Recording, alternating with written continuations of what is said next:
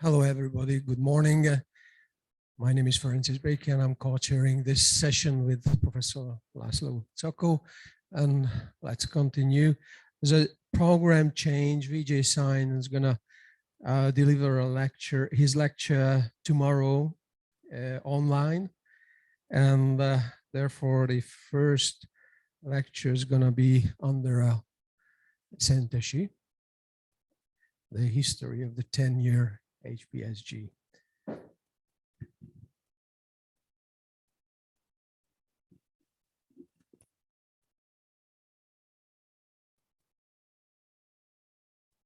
morning, ladies and gentlemen. What are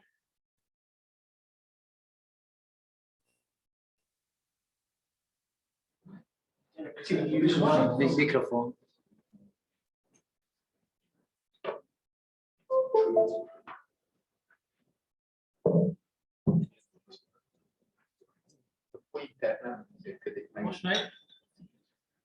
Yes, thank you. So starting again, the main question, what are the essentials for publishing 155 articles? It is a great honor to present the 10 years of clinical research by the Hungarian Pancreatic Study Group. And it's also a great pleasure as I've joined almost 8 years ago. So this is the plan for today. I'd like to talk about first the main milestones during this 10 years, then about clinical research, including meta-analysis, clinical trials, and patient registries. And after that, I would like to focus on clinical cohort studies based on the acute pancreatitis registry. My colleagues will present specific topics, including genetics and other clinical trials in chronic pancreatitis and pancreatic cancer. So before 2011, Peter Hegyi and his research team was concentrating on experimental research, but it was obvious that clinical research is needed for furthering the results, the patient benefit. So the research plan for the pancreas registries was elaborated in 2011, and the next year patient enrollment started. The first genetic studies based on the biological samples and the clinical data of these registries were conducted by 2013, and several clinical studies have been planned and initiated. The first pre-study protocols, the EASY and PREPAST, was published in 2015, followed by pre-study protocols of 2 pediatric studies, Apple and Pineapple, in 2016. The first cohort analysis and first meta-analysis was published also in 2016.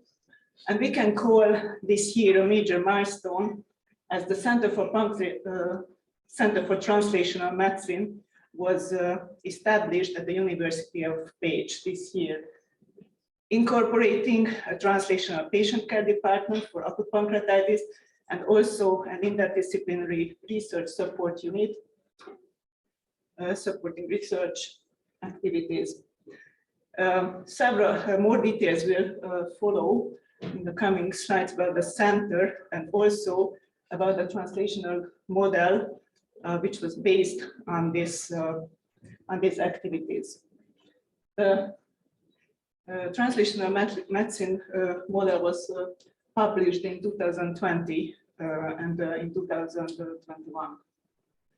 And finally, 2022 will be a major milestone too, as this will be the first full year of the Center of Excellence for Pancreatic Diseases and the Center for Translational Medicine, launched at Szentesi University.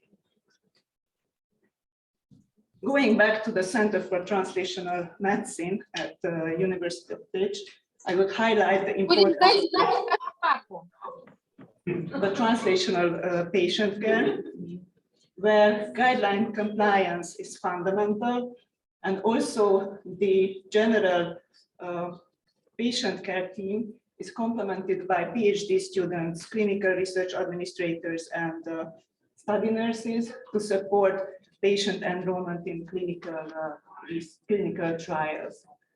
The other important element is the interdisciplinary research support unit, consisting of statistics, IT, communication teams, clinical research methodology experts, and also ethical, legal, and administrative support.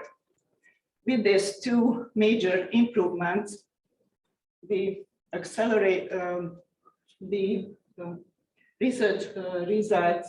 The translation of the research results can be accelerated, and also cost effectiveness can be improved. After the translational medicine model was elaborated and supported by European academia, a position paper was published related to the cycle model in 2020, followed by a Nature Medicine article presenting the Hungarian results of the first 5 years, the first 5 pilot of this translational medicine model. As a summary of clinical research in the last 10 years, please find here some numbers. 155 articles were published, 23% of them in D1, and further 56% in Q1 journals, with a total impact factor more than 980, and the average impact factor was about 6. 19% of the research papers were experimental, 12% meta-analysis, and 35% of the papers were based on the pancreas registries. By 2022, 19 meta-analyses were published in pancreatology, 4 of them in D1 journals, and the average impact factor was about 5. By 2022, clinical trials had a 9% share in clinical research. Mostly, these were pre-study protocols. Several clinical trials are being finished recently. The publication of the EASY trial is under revision at the moment. 35% of the articles were based on the pancreas registries, as I mentioned before. 19% of these were genetic studies, mainly in chronic pancreatitis and pancreatic cancer, while 16% of them were clinical cohort studies, and these were done mostly in acute pancreatitis. Later, genetic studies, mainly in chronic pancreatitis, will be presented by Miklós Sahin-Tóth and colleagues. And also the Hungarian Pancreatic Study Group has a collaboration with the Pandora Consortium. They are conducting genetic studies mainly in pancreatic cancer. And this topic will be presented by Daniele Campa and Federico Cantian on Saturday. So let's focus on clinical cohort studies now in acute pancreatitis. 22 articles were published so far, 5 of them in D1 journals, and the average impact factor was above 6. So I'd like to give a brief overview of the topics of this analysis, starting with 2 general analyses. After that, some with related to the diagnostics, the prognosis or therapy to acute pancreatitis, and also we'll close with 2 on early chronic pancreatitis. The first analysis was based on clinical data of 600 patients, and it was a general characterization of acute pancreatitis and an investigation of EPM guidelines. And also it gave some hypotheses for further investigations. The next analysis compared the acute pancreatitis outcome in a pancreatic center to that of in a general center.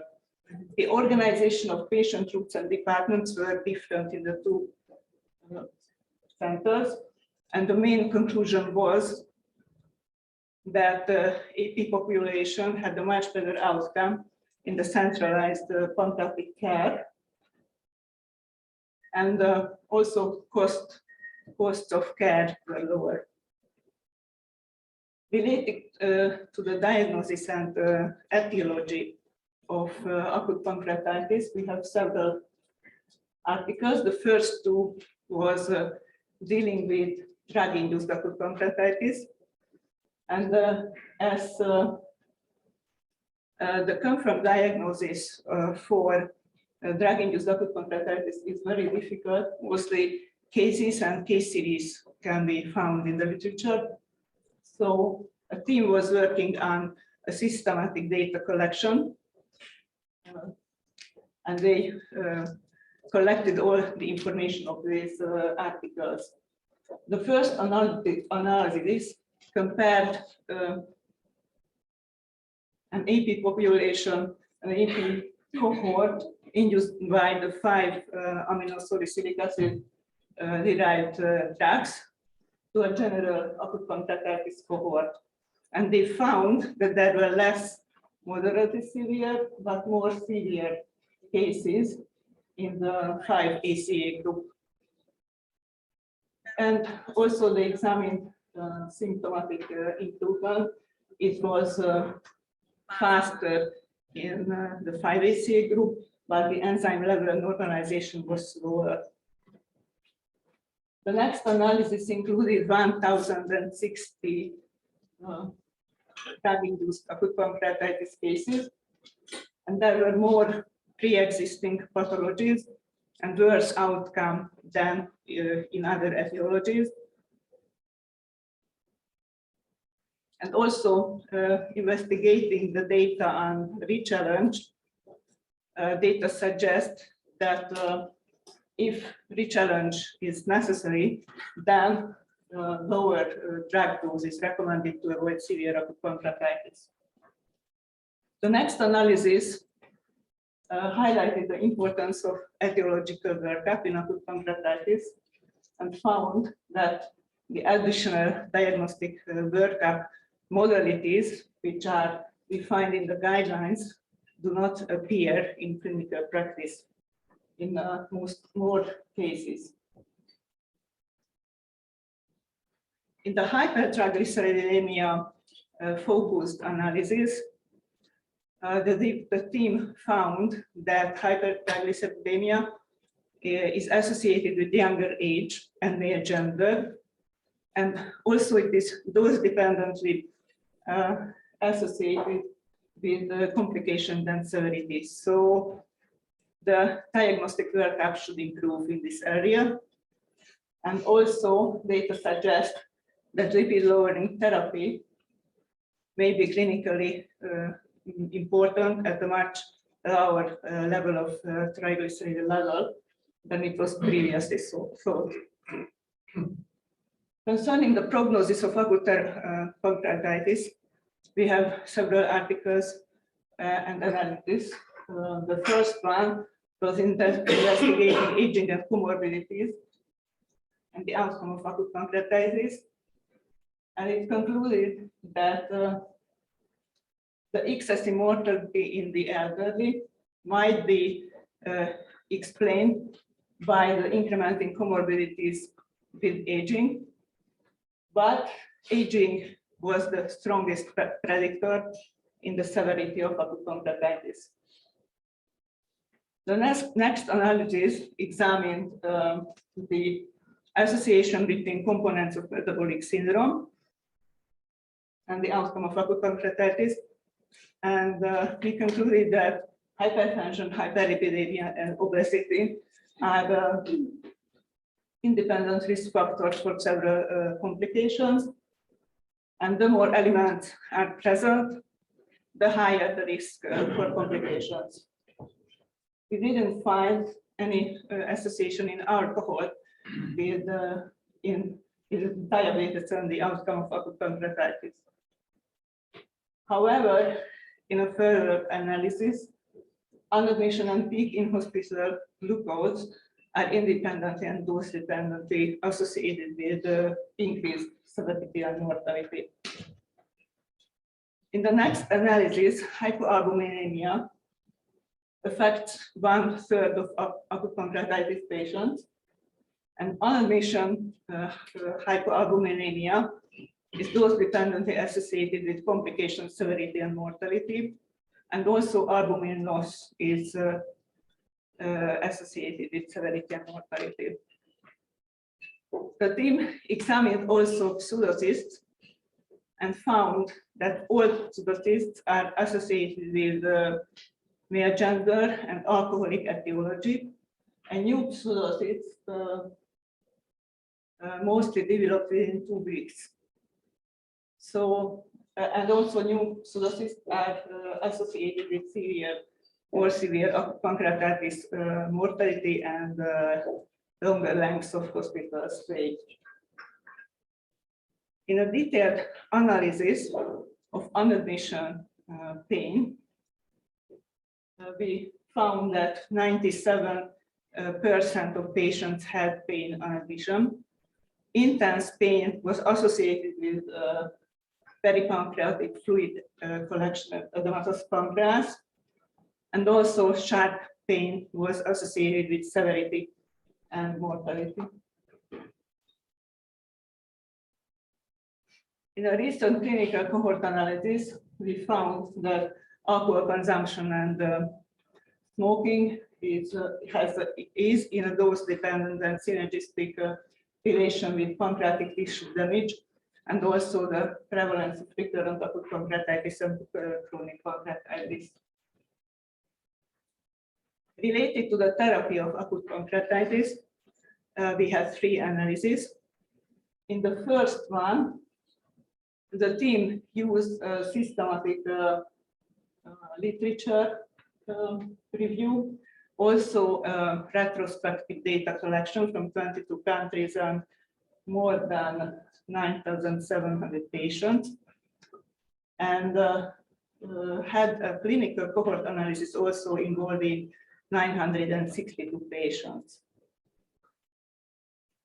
The findings were that there is no consensus on the starting of antibiotic therapy without confirmed infection, and there was a general overuse of antibiotics worldwide, more in Eastern Europe and Asia and less in Western Europe. According to the cohort analysis, procalcitonin is associated with infection, but not with CRP and white blood cell count in the early phase of acute pancreatitis. And based on these findings, guideline recommendations were defined. The next analysis highlighted the importance of first, the difficulties of diagnosing cholangitis in acute pancreatitis, and the importance of this further modalities, diagnostic tools, endoscopic ultrasound and MRCP, to avoid unnecessary ERCPs. There was no decrease in complications and length of stay if ERCP was done within 2 days in our cohort. The next analysis found that acid suppression therapy is associated with more severe acute pancreatitis, mortality, GI bleeding, but not with GI infection. And finally, we have 2 analyses on early chronic pancreatitis, concluding that recurrent acute pancreatitis with 3 or more episodes without pancreatic morphological changes should be considered or can be considered as early chronic pancreatitis. This topic will be presented later by Katalin Márta and Peter Jenő Hegyi. So I would not go into more details.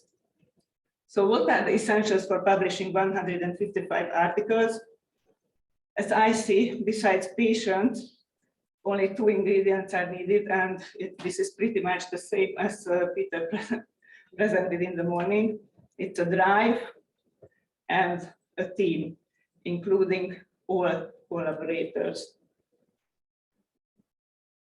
So clinical research will surely improve with the establishment of the Center of Excellence for Pancreatic Diseases and the Center for Translational Medicine, as involving more and more established and young researchers will make sure run these clinical trials and patient registries. Thank you for your attention, and I'm happy to answer if you have any questions. Thank you very much, Andrea, for these heartwarming data, results, achievements you showed us. It's very, very impressive, and I'd say that I congratulate you, but the thing is that I could congratulate everyone in the room, because it was a job we done together. But this is a long route and a lot of energy and a lot of fuel, but the engine of this I don't know, machine is Peter Hegyi, and we congratulate him and thank him, and I wish him good health and further energy to go on this road, So, and if there is a question.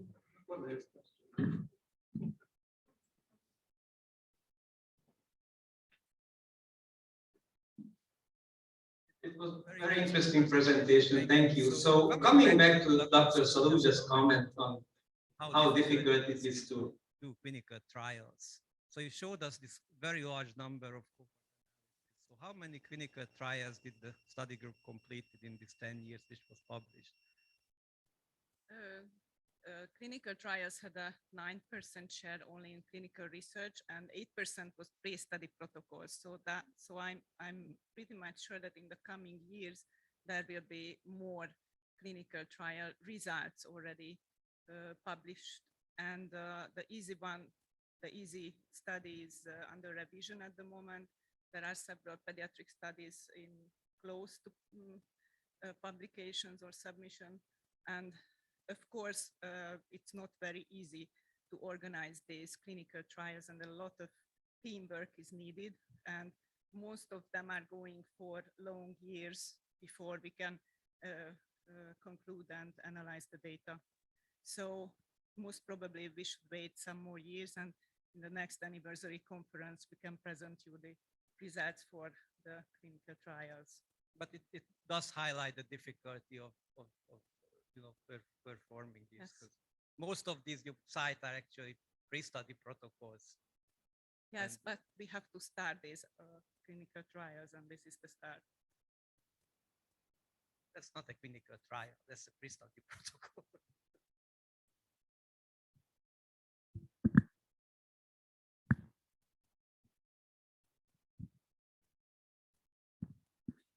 Thank you.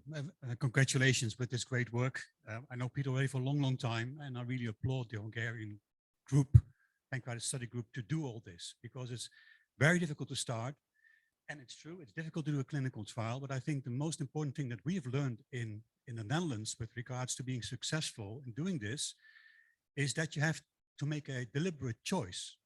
Because if you do a clinical trial, you will do this for many, many years. On average, each trial in the Netherlands that we did and we published took from conception to publication 7 to 8 years in total. From writing the protocol, inclusion of patients, analysis of data, and whatever comes next. And also that we sit together with the whole group and we decide only to pursue one goal, and we only go to the next goal if we finish the first task. Because if you have joint study protocols running at the same time, it's going to be a disaster. You will never be able to finish the study on time. So take all the joint resources in your country and concentrate on one clinical study question in a specific group of patients, of course. But don't compete with trials, with study questions.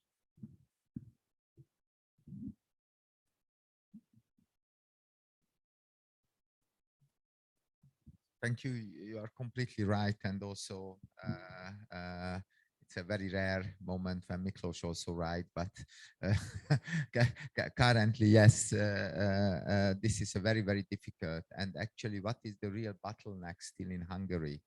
That but actually in the Netherlands, Marco could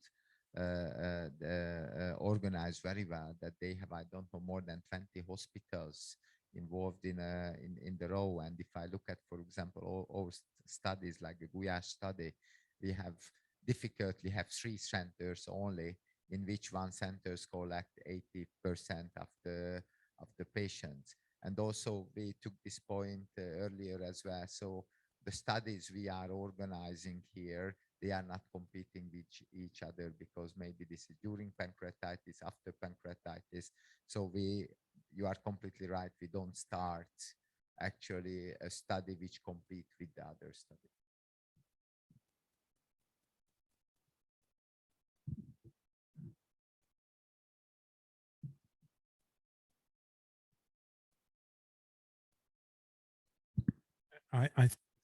Congratulations to your talk. I think there's a very important point in the work of Hungarian Pancreatic Study Group is there's a lot of groundbreaking work around forming a network of pancreatologists in Hungary who can work towards a shared goal. And I think Peter has just highlighted that we are early on in this journey, and I wish we were where you are, Marco, with your colleagues in the Netherlands, because I happen to know that you have got an extensive network and you do communicate very efficiently with each other very often.